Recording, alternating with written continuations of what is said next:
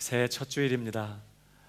올 한 해도 더욱 건강하시고 작년보다 더 하나님 사랑하게 되고 하나님 더 깊이 알게 되고, 그래서 우리 예배가 더 깊어지고 우리의 더 기도가 충만해져가는 한 해가 되기를 주님의 이름으로 축복합니다. 새해에도 우리를 향하신 하나님의 변함없는 뜻이 있어요. 우리 지난 주일에 함께 살펴봤던 말씀, 데살로니가전서 5장 16절 이하의 말씀 한 번 더 같이 읽어볼까요? 시작. 기뻐하라, 쉬지 말고 기도하라, 범사에 감사하라, 이는 그리스도 예수 안에서 너희를 향하신 하나님의 뜻입니다. 하나님의 뜻 복잡하지 않습니다. 항상 기뻐하는 거예요. 범사에 감사하는 거예요. 여기 범사에라는 단어는 모든 일에 혹은 어떠한 상황에서도 그런 뜻이에요. 하나님의 뜻은 그 배후에 우리를 사랑하시고 또 이 모든 것들을 허락하셔서 합력하여 선을 이루시고 복을 이루실 그 하나님을 기대하고 그 하나님 바라보면서 모든 일에 뭐 하는 거예요? 감사하는 거예요. 그뿐만 아니라 그것과 함께 하나님의 우리를 향한 뜻은 바로 쉬지 않고 기도하는 거라고 했어요. 앞이 보이지 않는 상황 속에서 더 이상 기도할 수 없을 것 같고 이제 기도를 중단해야 될 것 같은 답답한 상황 속에서도 포기하지 않고 중단 없이 쉬지 않고 기도하는 것이 우리를 향한 하나님의 뜻이라는 거예요. 올 한 해 항상 기뻐하게 되기를 축복합니다. 범사에 감사하십시오. 무엇보다 쉬지 않고 기도하는 그런 은혜가 저와 여러분에게 있게 되기를 주님의 이름으로 축복합니다. 왜 우리가 쉬지 않고 기도해야 하는가? 왜 어떠한 상황에서도 중단하지 않고 계속해서 기도의 삶을 살아가야 하는가?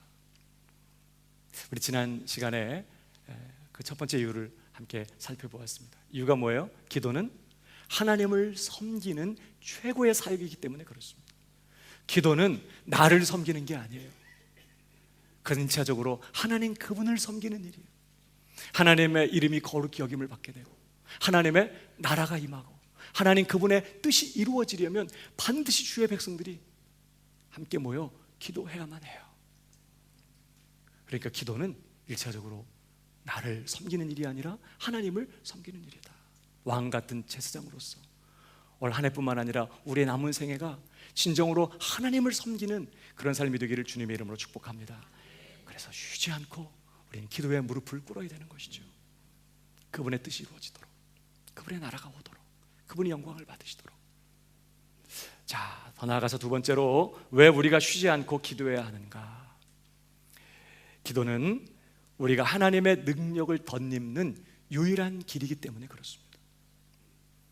왜 우리가 쉬지 않고 기도해야 한다고요? 기도는 하나님의 능력을 덧입는, 우리가 하나님의 능력을 덧입는 유일한 길이기 때문에 그렇다는 거예요. 오늘 함께 읽은 본문은 야고보서의 결말에 해당하는 말씀입니다. 야고보서는 우리가 잘 아는 것처럼 예수님의 동생 야고보가 스데반의 순교 이후로부터 본격적으로 시작된 교회의 박해를 피해서 로마 제국 전역에 흩어진 유대인 출신의 성도들을 위하여 기록한 서신입니다. 당시에 흩어진 성도들의 삶은 한마디로 끊임없는 고난과 시험 그 자체였어요.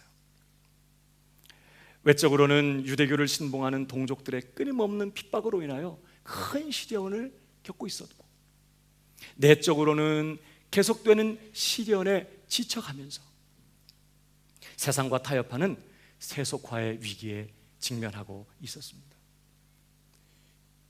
이제 그만하고 싶고 계속 예수 믿어야 하나, 이런 식으로 신앙을 지켜야 하나, 이런 이제 세상과 타협하고 싶은, 이제는 세상과 한편이 되어야 할 것 같은 이런 세속화의 위협 앞에 그들이 끊임없이 직면해야 했다는 거예요. 그래서 그들은 서로 사랑하며 유무상통하던 예루살렘 초대교회 공동체의 모습과는 달리 공동체 안에서 서로 성도들 간에 다툼과 분쟁이 일어나기도 하고 서로에 대한 비방과 판단을 일삼으면서 가난한 형제들을 무시하고 차별하는 이런 일들도 생겨나게 되었습니다.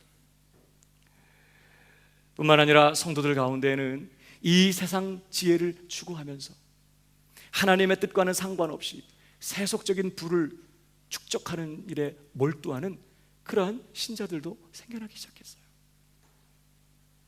뿐만 아니라 오직 믿음으로만 구원을 얻는다고 하는 이 이신칭의의 복음을 오해해서 삶이 어떻든지 간에 믿기만 하면 되는 거야, 그렇게 생각하고 말하면서 자신의 세속적인 삶을 합리화하는 그러한 성도들도 있었다는 거예요. 그러니까 지금 핍박을 피해서 흩어진 이 성도들의 삶은 끊임없는 핍박으로 인한 시련, 또 내적으로는 어때요? 끊임없이 이제 더 이상 중단하고 세상과 타협하고 싶은 세속화의 이 위기, 계속해서 시험이 찾아오고 계속해서 힘들고 분열하고 또 갈등하는 이런 세속화의 위기가 계속해서 찾아오는 거예요. 그러니까 흩어진 그 성도들의 삶은 한마디로 끊임없는 고난과 시험의 연속이었다는 거예요. 이렇게 여러 가지 고난과 시험에 직면한 성도들에게 야고보는 그런 상황 속에서 참 믿음으로 사는 삶이 어떠한 것인지를 분명하게 가르쳐주기 위하여 야고보서를 기록했던 것이죠. 우선 참 믿음은 반드시 그 믿음에는 행함이 따라온다는 거예요. 이게 야고보서의 가장 중요한 주제입니다. 참 믿음은 입술의 고백으로 끝나는 것이 아니라 반드시 합당한 선한 행실이 따라온다는 거예요. 그래서 중요한 요절이 야고보서 2장 17절 아닙니까? 한번 읽어볼까요? 다 같이 시작. 이와 같이 행함이 없는 믿음은 그 자체가 죽은 것이라. 믿음을 부정하거나 믿음의 가치를 약화시키는 말씀이 아니에요. 믿음은 절대적으로 중요합니다. 오직 구원은 믿음으로만 얻는 것이에요. 그러나 구원 얻는 참 믿음은 반드시 뭐가 있다고요? 행함이 따라와요. 그래서 행함이 없는 믿음은 의미가 없다는 거예요. 그 믿음은 죽은 믿음이라는 것입니다.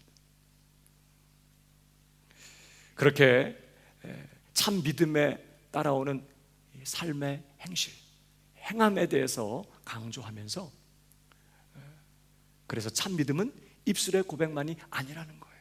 참 믿음은 어때요? 이 여러 가지 시험, 이 여러 가지 정말 시련들이 폭풍처럼 파도처럼 끊임없이 몰려오지만 참 믿음은 이 시험을 극복하고 이겨낸다는 것입니다. 그게 야고보서 1장의 내용이에요. 당하는 여러 가지 시험과 시련들을 온전히 기쁘게 여기면서, 왜? 이걸 통해서 하나님께서 온전하고 구비하여 조금도 부족함이 없도록 나를 지금 다듬어내고 계시는 거니까 그 믿음의 눈을 가지고 닥쳐오는 시험들을 기쁘게 여기면서 온전히 인내함으로 그 시험을 통해 어떻게 해요? 성장하고 성숙해 가는 거예요. 그렇게 시험을 극복하고 이기는 것이죠. 이게 참 믿음이라는 거예요. 더 나아가서 참 믿음은 하나님의 말씀대로 산다는 것입니다. 그래서 참 믿음은 가난한 형제를 차별하지 않습니다. 내 이웃을 네 몸처럼 사랑하라. 너희가 서로 사랑하라. 내가 너희를 사랑한 것 같이 너희가 서로 사랑하라 하시는 주님의 계명의 말씀을 쫓아서 가난한 형제라고 차별하지 않고 무시하지 않고 조건 없는 사랑, 행동하는 사랑으로 연약한 지체들을 섬기는 그런 삶을 산다는 것입니다. 그게 야고보서 2장의 내용이에요. 참 믿음은 그래서 오직 사랑하면서 살아요. 사랑만 하며 사는 것이죠. 그뿐만 아니라 참 믿음은 자기 혀를 재갈 먹인다고 합니다. 그것이 야고보서 3장 1절로부터 12절까지의 말씀입니다. 자기 입술을 지키는 거예요. 힘들고 어렵다고 함부로 말하고 비방하고 원망하고 악한 말하는 것이 아니라 그럴 때일수록 하나님을 경외하는 마음으로 또 하나님이 행하실 일들을 기대하면서 자기 입술을 제어하는 것이죠. 이 입술로 하나님을 섬기고 이웃을 섬기는 거예요. 참 믿음은 자기 혀를 재갈 먹여요. 이것이 이제 3장 앞부분의 내용이라면, 그 다음 더 나아가서 참 믿음은 자기를 지켜 세속에 물들지 않는다고 말합니다. 힘들고 어렵다고 해서 세상과 타협하고 세상 지혜를 쫓아 세상 가치를 따라서 세상과 한편되어 살아가는 것이 아니라 세상과 구별된 오직 하나님께 속한 자로서 끊임없이 하나님을 찾고 하나님을 가까이 하고 하나님을 더욱 사랑하며 이전에 내가 정욕, 내 안에 나의 만족과 나의 기쁨을 추구하며 살던 내 정욕을 십자가에 못 박고 하나님의 영광과 그분의 기쁨을 위하여 자신의 삶을 온전히 드리는 이런 삶 산다는 거예요. 참 믿음은 세속에 물들지 않는다는 것이죠. 이것이 이제 3장 13절부터 4장 마지막까지의 내용입니다. 뿐만 아니라 더 나아가서 참 믿음은 시련과 고난 속에서도 마침내 복된 결말을 가지고 찾아오실 그 주님을 기대하면서 끝까지 참고 길이 참고 인내하는 것이라고 말씀합니다. 그냥 힘들고 어렵게 하는 사람에게 보복하고 나 안 해 하면서 포기하고 돌아서는 것이 아니라 원수 갚는 일을 하나님께 맡기고 자기를 핍박하고 억울하게 하고 부당하게 대접하는 그런 사람들을 하나님의 공의로운 심판에 맡기고 오늘 내가 할 일은 끝까지 사랑하고 용서하고 섬기고 주님 뜻 가운데 가는 거니까 그렇게 계속해서 주님의 뜻을 행하면서 입술로 원망하는 죄 짓지 아니하고 마침내 복된 결말을 가지고 우리의 삶에 찾아오야 마실 그 하나님을 기대하고 그 하나님을 기다리면서 길이 참는 것, 그것이 참 믿음이라고 말씀해요. 그것이 이제 5장 1절부터 12절까지의 내용이에요. 자, 그래놓고 거기까지 해놓고 오늘 야고보서의 마지막 결말의 부분에서 이렇게 시작되고 있는 것입니다. 13절 앞부분만 같이 읽어봐요. 다시 시작. 너희 중에 고난당하는 자가 있느냐? 저는 기도할 것이요. 너희 중에 고난당하는 자들아 뭐 하라고요? 기도하라. 이렇게 권면하고 있습니다. 여기 너희 중에 고난당하는 자가 있느냐 그랬는데 이 말씀은 특별하게 고난당하는 특정한 어떤 성도들을 권면한다는 하는 말씀일 수도 있지만 사실 당시에 흩어진 성도들의 삶 자체가 고난과 시험의 연속이었기 때문에 오늘 여기 너희 중에 고난당하는 자가 있느냐 할 때 이 말씀은 사실 흩어져 있는 그래서 끊임없이 세상으로부터 핍박과 시련, 죄의 유혹, 세속화의 위협 앞에 시험받고 있는 바로 흩어진 모든 성도들을 염두에 놓고 하는 말씀이라고 할 수 있어요. 지금 그들을 향해서 지금 뭐라고 말하는 거예요? 저는 기도할 것이요 이렇게 말했다는 거예요. 그러니까 야고보는요 본문 앞부분까지 고난과 시험이 넘치는 세상 속에서 참 믿음의 사람이 어떻게 살아가야 하는지에 대해서 쭉 말씀을 증거한 후에 이제 마지막 부분에서 바로 그 신자들에게 뭐라고 말해요? 저는 기도할 것이요 기도하라고 권면하고 있는 거예요. 이게 뭘 의미할까요? 왜 사도는 지금껏 참 믿음으로 사는 삶이 무엇인지를 쭉 설명한 다음에 마지막 부분에서 기도하라고 촉구하는 것입니까?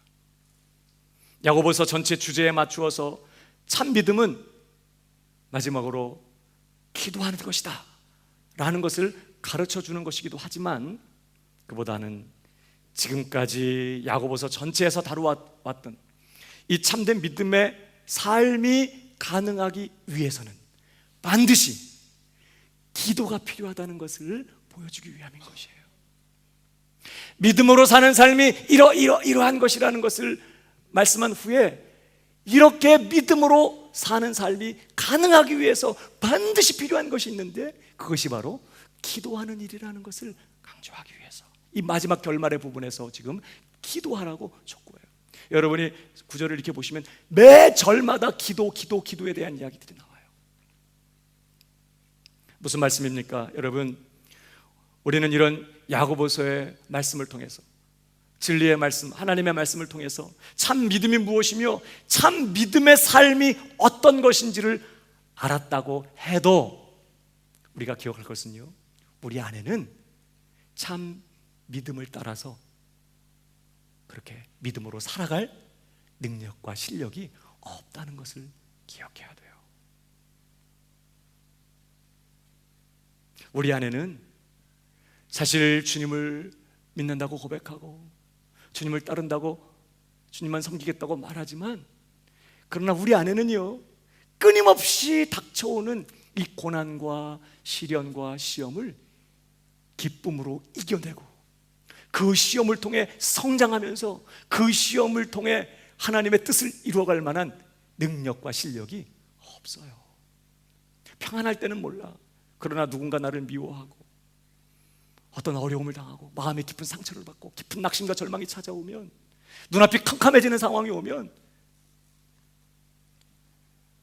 여러 가지 시험을 만나거든 온전히 기쁘게 여기라. 안 돼요. 내 안에는 시련과 시험을 이겨낼 능력이 없어요.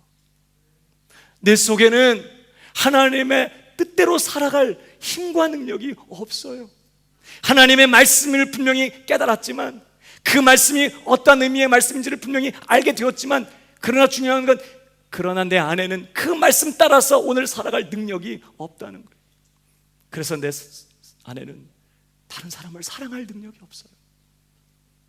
그래도 작은 목자니까, 그래도 교육자니까 성도들 만났을 때 오셨냐고 막 하는 거지.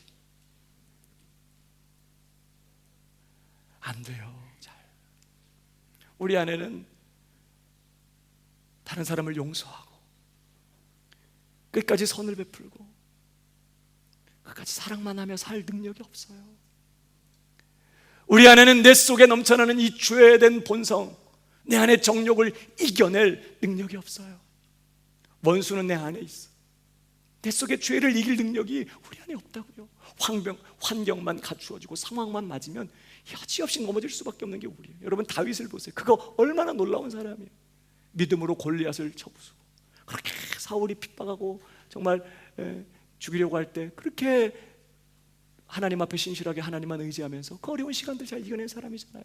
그러나 그가 평안해지고 권력을 갖게 되고 평안이 찾아왔을 때, 부유하게 됐을 때, 그는 자신 안에 있는 정욕의 문제 앞에 여지없이 무너지고 말아요. 그게 인간이에요. 우리 안에는 내 안에 죄를 이길 능력 없어요. 뿐만 아니라 우리 안에는 이 세상 유혹과 시험 이길 능력도 없고, 우리를 우는 사자와 같이 삼킬 자를 찾으며 공격하는 원수 마귀를 이길 능력도 우리 안에 없다는 거예요. 이 새 속에 물들지 않도록 자신을 지켜 끝까지 신실하고 거룩함으로 하나님을 섬길 능력도 없고, 내 혀를 저갈 무겨 이 혀로 하나님을 섬기고 이웃을 섬기면서 거룩하고 성결하고 선한 말만 쏟아낼 능력과 실력이 우리 안에 없어요. 마음만 힘들어져 봐요. 마음이 어려워져 봐요. 나도 의도하지 않은 말들이 막 쏟아져 나오게 돼요.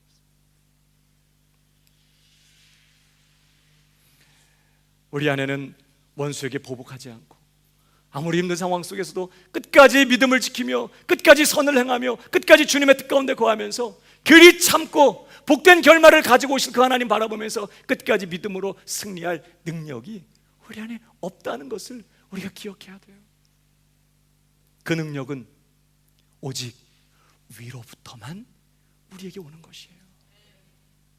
우리가 이걸 알아야 돼요. 진리를 아는 거하고 사는 것은 다른 문제인 것입니다. 우리에게 참된 믿음을 주시는 분도 하나님이시고,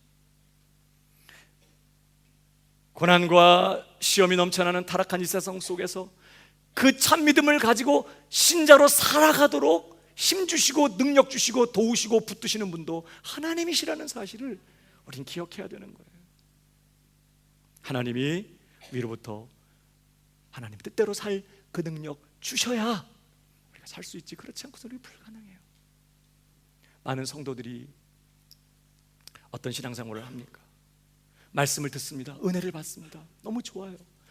그리고 내 마음 안에서 기꺼이 아멘으로 응답을 해요.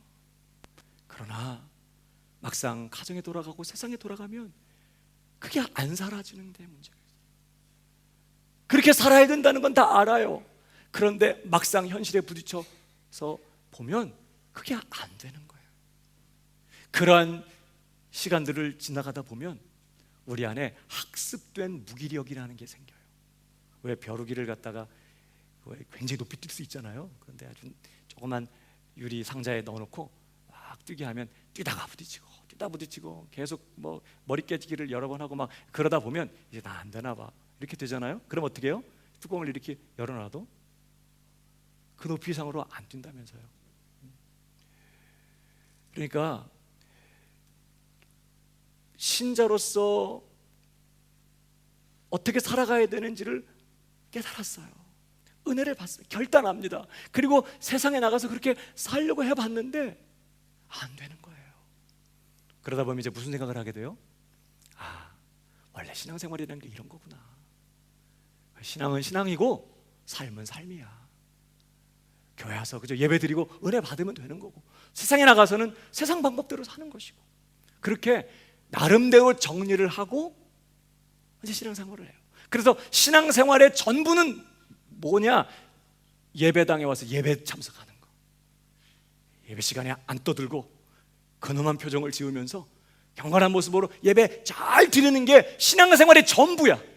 그거 딱 끝나면 세상에 나가서 가정에서나 세상 속에서는 세상 방식대로 살아가는 거예요. 이게 신앙생활이라고 생각해. 그러니까 교회 안에서도 신자예요. 교회 바깥에서도 틀림없이 그 사람은 신자야. 문제는 교회 바깥에 나가서 신자로서 그 믿음을 발휘하여 살아가지를 못하는 것이에요. 여러분, 이것은 당연한 것입니다. 우리가 그걸 알아야 돼요. 이건 당연한 거예요. 참 믿음의 삶이 뭔지를 알았다고 해서 그렇게 살 수 있는 게 아니라는 걸 알아야 돼요. 다시 말씀드리지만 우리 안에는 하나님의 말씀조차 살 능력이 없어요. 참 믿음을 발휘하여 신자로 살아갈 힘과 실력이 우리 안에 없어요. 사랑할 수 없고, 죄를 이길 수 없고, 원수마귀를 이길 수 없고, 세상을 이길 수 없어요. 고난과 시험을 이겨낼 수 없는 것이에요. 오직 위로부터 그렇게 살 능력이 우리에게 부어져야 돼요. 능력이 덧입혀져야 되는 것이에요. 하나님께서 그 능력 부어주셔야 되는 것이에요.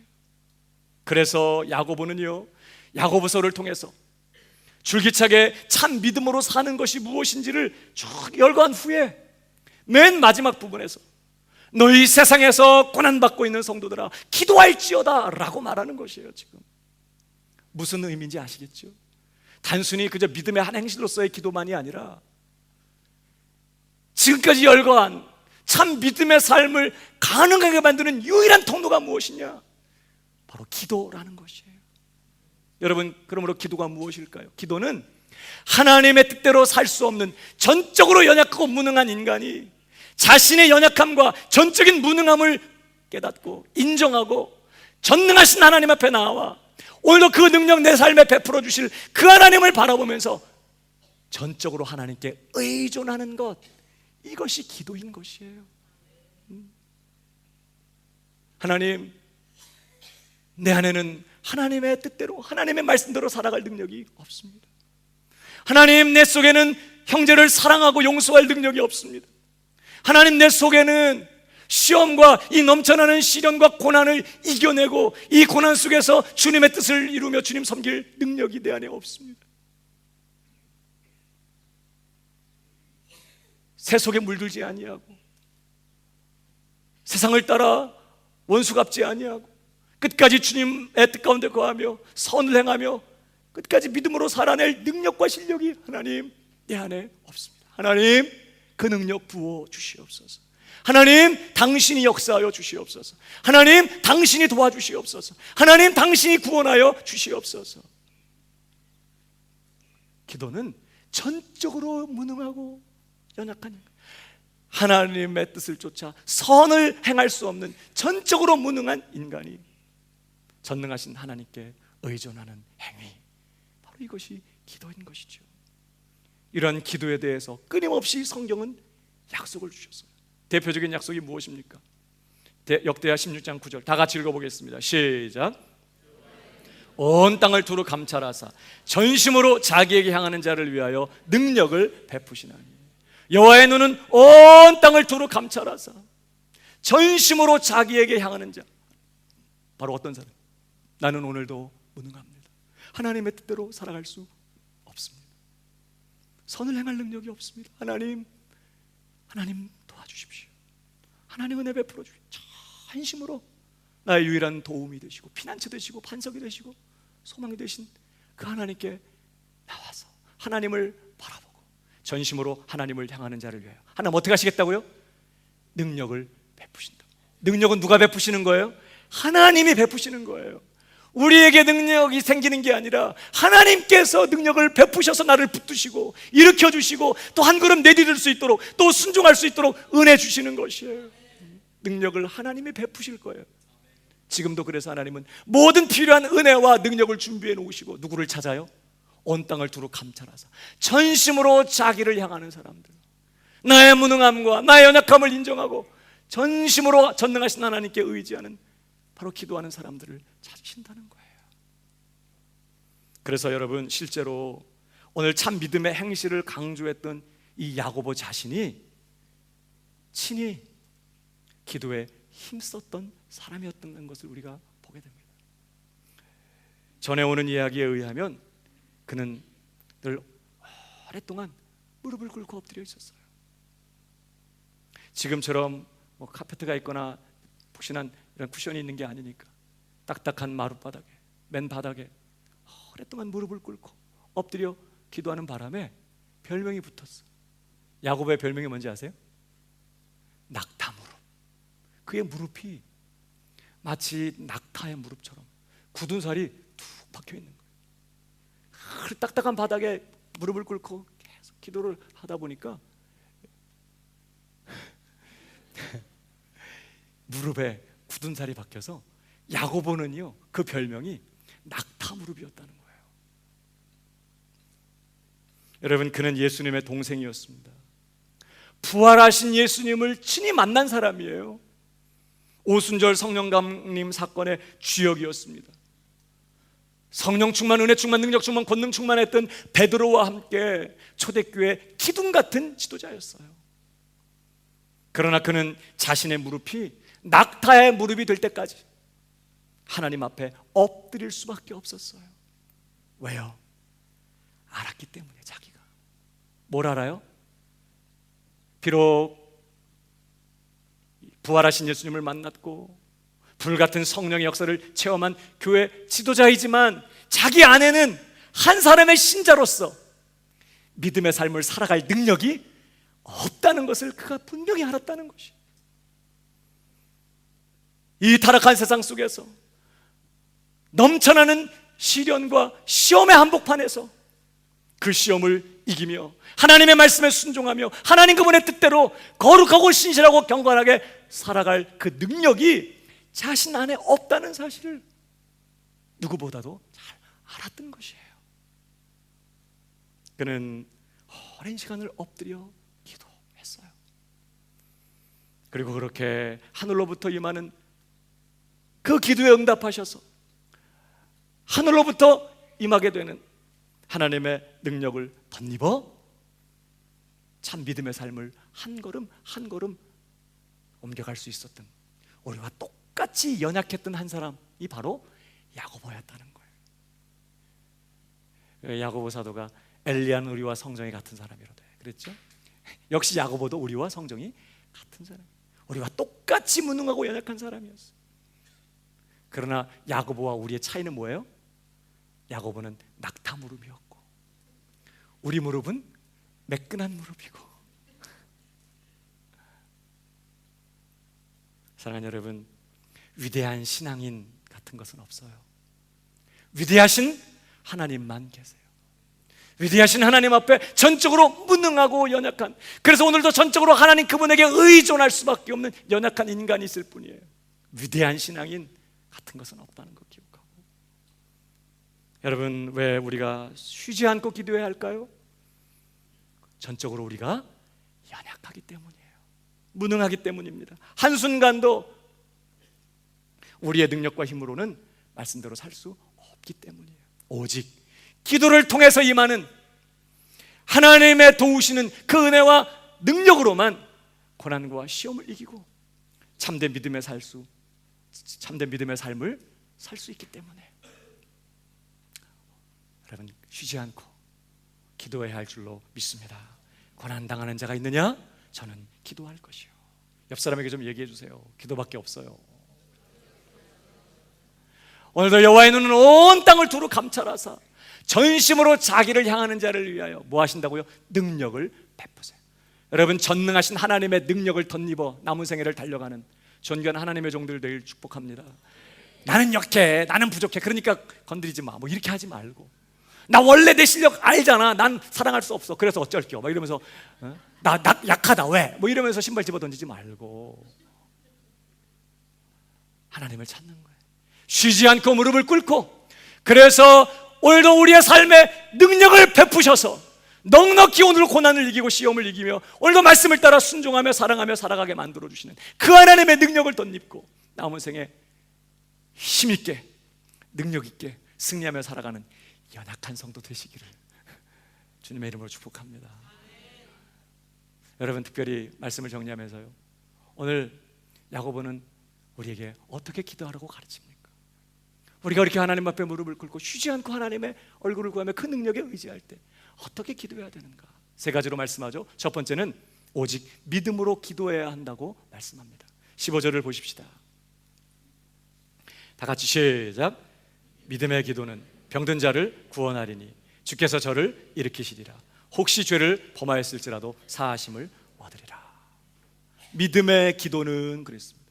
다시 말하면 믿음으로 기도해야 한다는 것이에요. 하나님의 도우시는 그 은혜, 하나님의 능력을 경험하기 원한다면, 연약한 내 삶에 오늘도 베푸시는 하나님의 큰 능력의 역사를 경험하기 원한다면, 오늘도 비천한 내 인생 가운데 역사하시는 하나님의 역사를 보기 원한다면 믿음으로 기도해야 된다고 가르치는 것입니다. 믿음의 기도는 그랬어요. 병든 자를 구원하리. 이 믿음의 기도가 어떤 믿음을 말할까요? 오늘도 하나님이 내 기도를 들으신다는 믿음, 내가 기도하면 하나님이 들으신다는 그 믿음, 구하는 자에게 후히 주시고 꾸짖지 아니하시는 그 하나님께서 오늘도 내 기도의 응답으로 가장 좋은 것을 주실 것이라는 그 믿음, 그 믿음과 그 확신 가지고 기도하는 기도를 말해요. 그래서 사실 야고보서 1장 앞에 보면 5절에 너희 중에 누구든지 지혜가 부족하거든 모든 사람에게 후히 주시고 꾸짖지 아니하시는 하나님께 구하라, 그리하면 주시리라. 그래놓고 뭐라고 말씀해요? 오직 믿음으로 구하고 조금도 의심하지 말라. 우리가 하나님 앞에 구하면 후히 주시고 꾸짖지 아니하시는 하나님께서 반드시 응답하신다는 것이에요. 그때 중요한 건 오직 믿음으로 구하고 조금도 의심하지 말라. 의심하는 자는 마치 바람에 밀려 요동하는 바닷물결 같으니, 뭐라고 그래? 이런 사람은 무엇이든지 죽기 얻기를 생각지 말라. 그러니까 의심하며 기도하면 뭣도 없어요? 국물도 없어요. 여러분, 저와 여러분 어떻게 기도하고 계세요? 너무나 자주 기도하지만 안 믿고 기도할 때 있어요. 믿음 없이. 그렇다고 뭐 대놓고 의심하는 건 아니지만 믿음이 없어. 그럴 때가 많아요. 올 한 해 저와 여러분의 기도가 믿음의 기도가 되기를 축복합니다.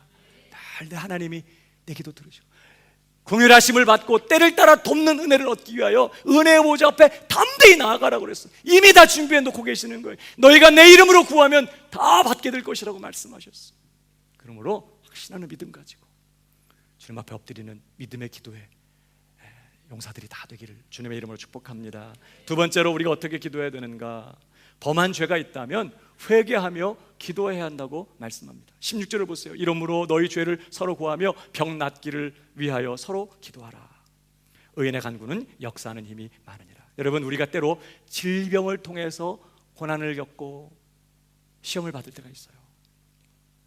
다 그런 건 아니지만요, 어떤 질병은 우리의 죄에 대한 징계로 찾아오는 경우가 있습니다.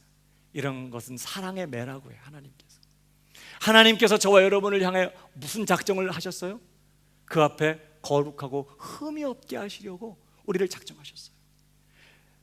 우리를 온전하고 구비하여 조금도 부족함이 없게 하기 위하여 하나님은 지금도 쉬지 않고 택하신 자녀들을 위하여 역사하고 계세요. 그래서 사실 많은 시험과 시련들이 있기 때문에 기뻐하라고 말하지 않아요? 그러니까 하나님께서 우리를 거룩하게 하려고 작정하셨기 때문에 여러 가지 고난과 시험이 찾아오는 중에 우리의 은밀한 죄 때문에 찾아오게 되는 질병도 있다는 거예요. 모든 질병이 다 그런 건 아니지만 이러한 징계를 통해서, 사랑의 매를 통해서 깨닫게 하시고, 돌이키게 하시고, 버리게 하시고, 이전엔 그렇게 죄가 좋았는데 이제는 죄가 아주 끔찍해지도록 그렇게 우리를 다듬어내시기 위해서 사랑의 매로 질병을 주실 때가 있어요. 물론 때로는 이 사랑의 매가 질병일 수도 있지만 때로는 다른 사람을 통해서 당하는 고통일 수도 있습니다. 사람 잘못 만나서 고통을 당할 수 있어요.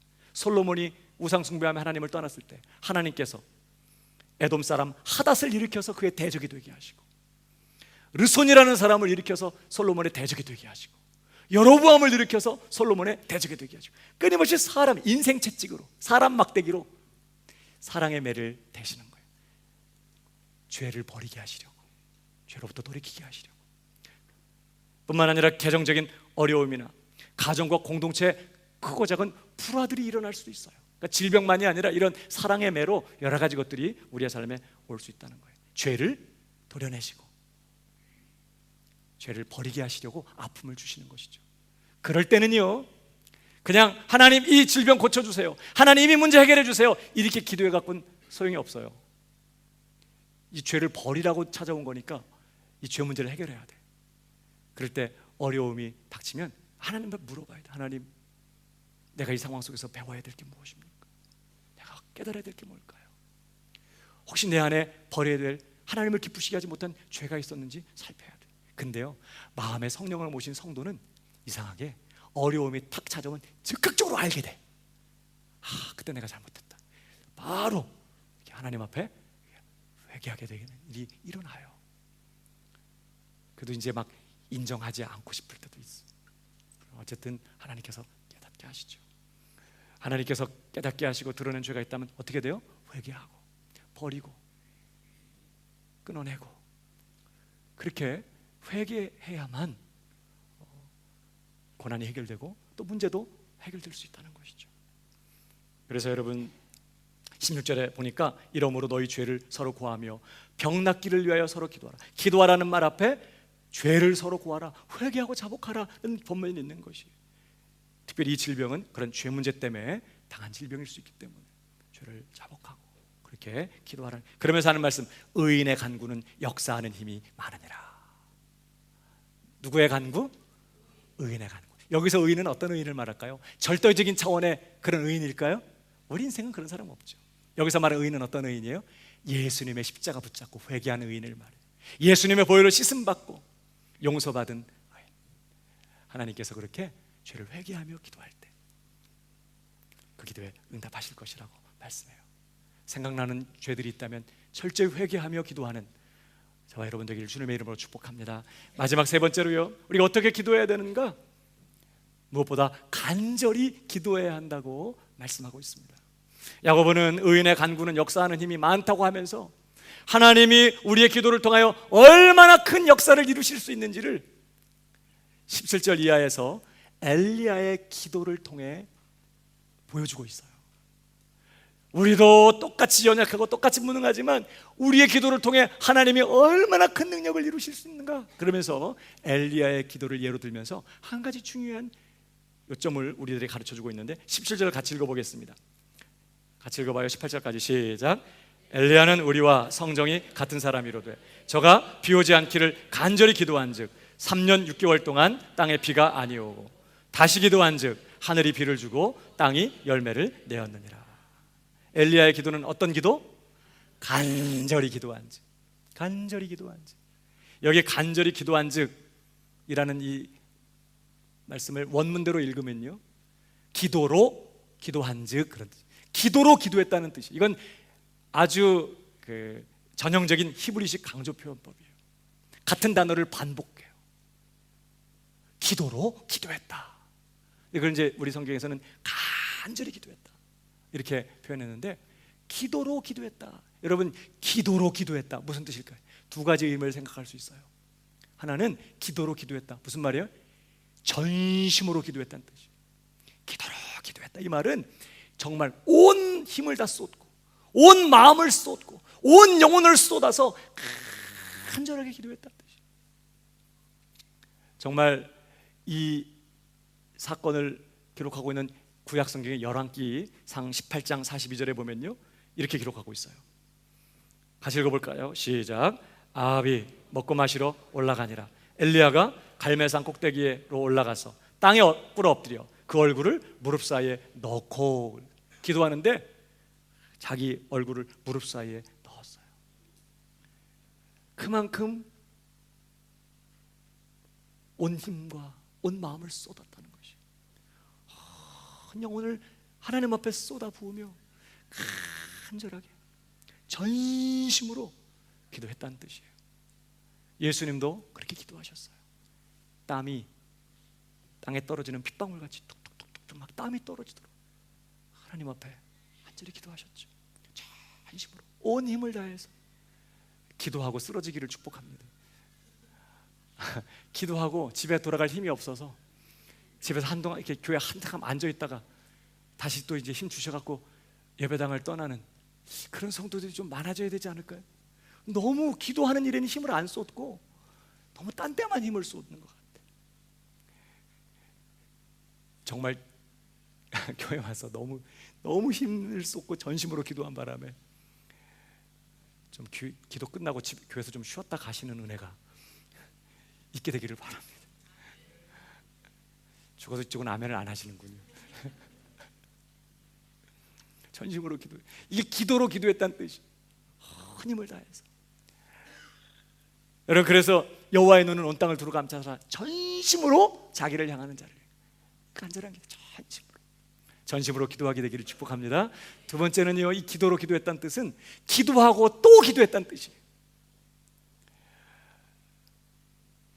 하나님의 약속을 붙잡고 하나님의 응답이 올 때까지 포기하지 않고 끈질기게 기도하고 또 기도했다는 뜻이에요. 열왕기상 엘리야의 기도 사건을 보면 하나님께서 온 지면에 비를 내리시겠다고 말씀을 주셨어요. 엘리야는 그 말씀을 붙잡고 갈멜산 꼭대기로 올라가서 엎드려 기도합니다. 하나님, 약속대로 말씀대로 비를 주시옵소서. 그리고 자기 종을 보냈어요. 구름이 떴는지 한번 봐. 그랬더니 사환이 돌아와서, 여러분 그 구절 한번 읽어보십시오. 그때 엘리야가 뭐라고 했는지 다 같이 43절, 18장 43절 시작. 그 사환에게 이르되 올라가 바다편을 바라보라. 저가 올라가 바라보고 고하되 아무것도 없나이다. 가로되 7번까지 다시 가라. 뭐 하겠다는 거예요? 자기는 계속 기도하겠다는 거예요. 딱 7번만이 아니라 7번까지 가라. 이 말은 계속 가. 계속. 언제까지? 응답이 올 때까지. 기도의 응답이 나타날 때까지 너 계속 가. 나는 그때까지 뭐 하겠다? 무릎을 꿇고 전심으로 하나님 앞에 기도하고 또 기도하겠다는 것이에요. 끈질긴 기도, 포기하지 않는 기도, 응답이 올 때까지 줄기차게 무릎 꿇는 기도. 이게 간절한 기도의 뜻이에요. 기도로 기도했다, 전심으로 기도했다는 뜻이고, 끈질기게 포기하지 않고 기도했다는 뜻이에요. 요즘 간절하게 기도하십니까? 전심으로 기도하고 포기하지 않고, 작년도에 기도했던 제목들 또 내려놓고 기도 제목 포기한 분들이 있어요. 다시 기도 제목을 붙잡고 하나님 앞에 나아가실 수 있게 되기를 바랍니다. 포기하지 말고 끈질기게. 이게 간절한 기도이고, 바로 그렇게 기도했을 때 하나님은 그의 그 간절한 기도를 통해서 엄청난 일들을 이루셨어요. 하늘을 닫으셨다가 여시기도 하고 엄청난 일들을 나타내신 것이죠. 사랑하는 여러분, 우리는 세상 속에서 참된 신자의 삶을 살 능력이 없다는 것을 기억해야 돼요. 세상에서 끊임없이 고난과 시험의 연속이에요. 사실 이 뉴질랜드에서 살아간다는 것이 이게 만만치가 않습니다. 이렇게 환경 좋고 오늘같이 이렇게 날씨가 좋을 때 교회를 오기 위해서 집을 나설 때 마음이 좀 이상해져. 파라솔을 걸러매고 해변으로 가야 될 것 같아. 어쩌다가 내가 교인이 돼가지고 이렇게 좋은 날 이 교회를 가야 되나, 뭐 이런 생각이 들 수도 있어요. 겉보기에는 이렇게 평화롭지만 음란하고 세속화되고 이렇게 정말 평온한 이런 곳에서는요, 나도 모르게 잠들게, 영적으로 나도 모르게 열정을 잃어버리게 되고, 나도 모르게 그냥 믿음이 그냥 서늘해지고 맹렬하게 주님을 추구하면서 막 불같이 뜨겁게 거룩하고 순결하게 살아가기가 너무너무 어려운 곳이 뉴질랜드예요. 그러니까 초대교회 성도들만이 아니라 이 흩어진 성도들만이 아니라 이 뉴질랜드에 살고 있는 이민 생활하는 우리 사랑하는 성도 여러분들도 끊임없는 이런 영적인 도전, 세속화시키고 타락시키려고 하는 영적인 도전과 여러 가지 크고 작은 어려운 일들로 고난받아요. 올해도 그런 일들이, 그런 고난과 시험이 많이 있을 거예요. 기대하시라 개봉박두. 너희가 여러 가지 시험을 만나거든 그랬어. 그러나 온전히 기쁘게 여기라. 이는 너희 믿음의 시련이 인내를 만들어내는 줄 압니다. 인내를 온전히 이루라. 이는 너희를 온전하고 구비하여 조금도 부족함이 없게 하기 위하여 이 모든 일들이 허락되고 이 모든 여러 가지 시험들이 찾아오고 있으니 온전히 기쁘게 하라는 거 아니에요. 그러니까 올 한 해도 내가 예수 믿는 것 때문에 시험, 고난 없을 거라고 생각하지 마요. 다 나 잘해주고 나 좋아해주고 다 나한테 친절을 베풀고 그저 기도하는 대로 막 바라는 대로 소원하는 대로 막 일들이 다 일어나서 어려운 일도 없고 그럴 거라고 아예 지금부터 아예 생각하지 마요. 올 한 해도 넘치도록 시험이 있을 것이고 고난은 있을 거예요. 우리의 유익을 위해서 허락되는 그런 고난들이 있을 거예요. 또 한 가지 기억할 것은 그러나 내 안에는 그 시험을 돌파하고 그 고난을 이겨내면서 그 고난을 복으로 바꾸거나 그 고난 속에서 내가 성장하며 하나님의 뜻대로 살 능력도 전혀 없다는 사실도 기억해야 돼요. 그래서 오늘 예수님 말씀하신 거예요. 우리 한 절만 더 읽어보고 마쳐요. 다 같이 마태복음 26장 41절 시작. 깨어있어 시험을 이기며 고난을 돌파하며 고난과 시험 속에서도 넉넉히 주님의 뜻 가운데 승리하면서 믿음을, 참 믿음을 지키며 신앙의 삶을 살아갈 수 있는 능력은 오직 어디로부터만 온다고요? 위로부터만 와요. 하나님의 능력을 내 삶에 베풀어 주셔야만 하는 것이. 그래서 시험에 들지 않게 깨어있어 기도하라. 바울은요 쉬지 말고 기도하라. 오늘 야고보는요 너희 고난받는 성도들아 기도하라고 그렇게 말씀하는 것이죠. 그러므로 올 한 해 기도가 하나님의 능력을 덧입는, 오늘로 나를 위하여 베풀어 주시는 하나님의 능력, 넉넉히 시험을 이기고 넉넉히 말씀을 쫓아 승리하게 만들기 위하여 오늘도 내 삶에 부어지는 그 하나님의 능력을 덧입는 유일한 길이 기도임을 기억하고 간절한 기도, 때로는 회개하며 드리는 자매의 기도, 무엇보다 믿음의 기도를 통해서 오늘 넉넉히 시험을 이기며 올 한 해 기도의 자리를 떠나지 않고 하나님의 능력으로 한 걸음 한 걸음 믿음의 삶을 살아 승리하는 하나님의 종들이 다 되기를 주님의 이름으로 축복합니다.